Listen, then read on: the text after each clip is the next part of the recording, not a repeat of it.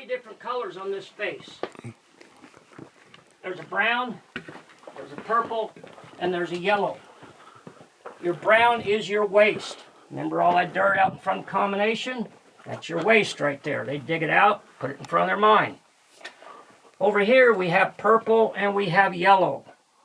Purple is the granite. The yellow is the silver. It's still here. In fact, if you look right behind you, you can see on the wall right there, you can see it all right there too. Now, what makes gold and silver? Anybody know?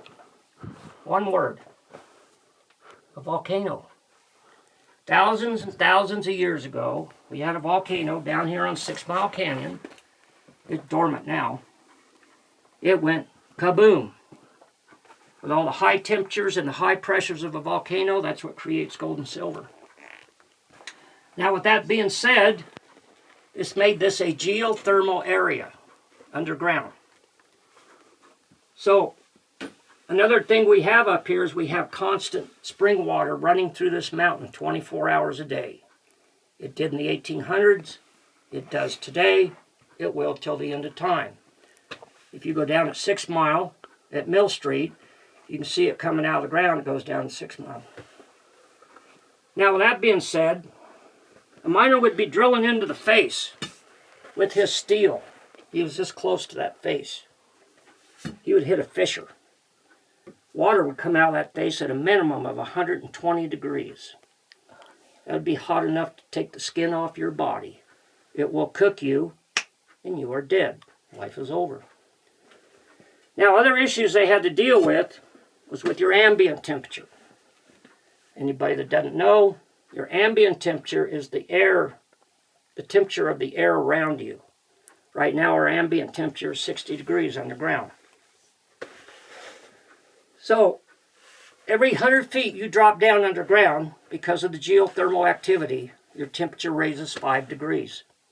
When you get down 1,000, 2,000, 3,000 feet underground, your temperature is going to run anywhere from 120 to 160 degrees is what you are working in.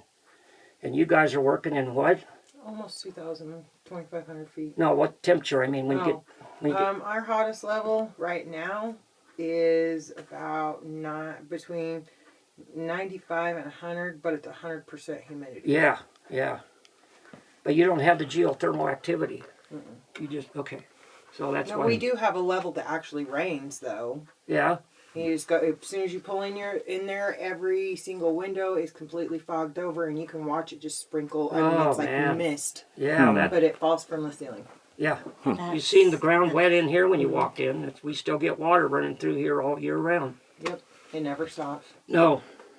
So, every 100 feet you drop down, your temperature raises 5 degrees.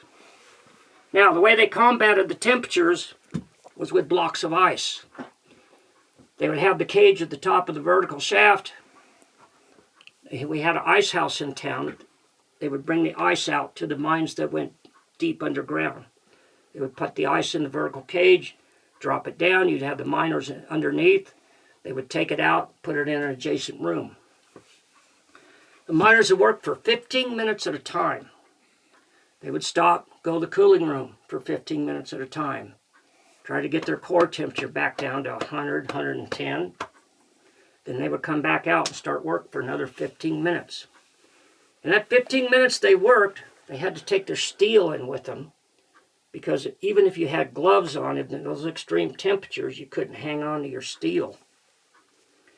And I'm sorry if somebody wanted to play a trick on a miner and do that to him. You know what happens then?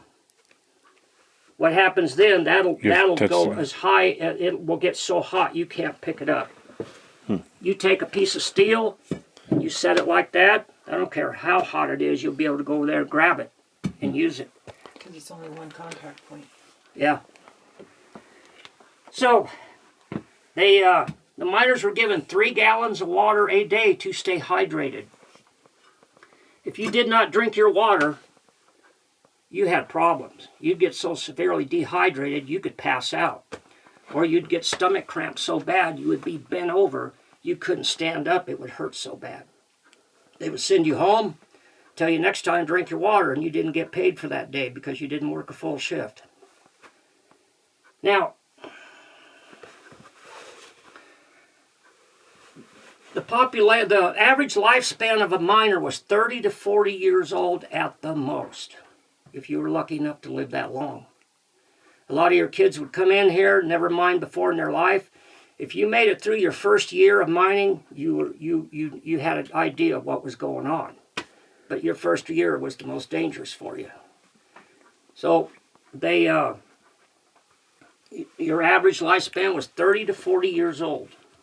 Now, one thing to remember on that note, they did not have penicillin until 1924. They had no way to fight infection. If you broke an arm, if you broke a leg, if you got scalded, if you got crushed, 9 out of 10 times you were dead. It wasn't the injury that killed you, it was the infection. They couldn't stop the infection.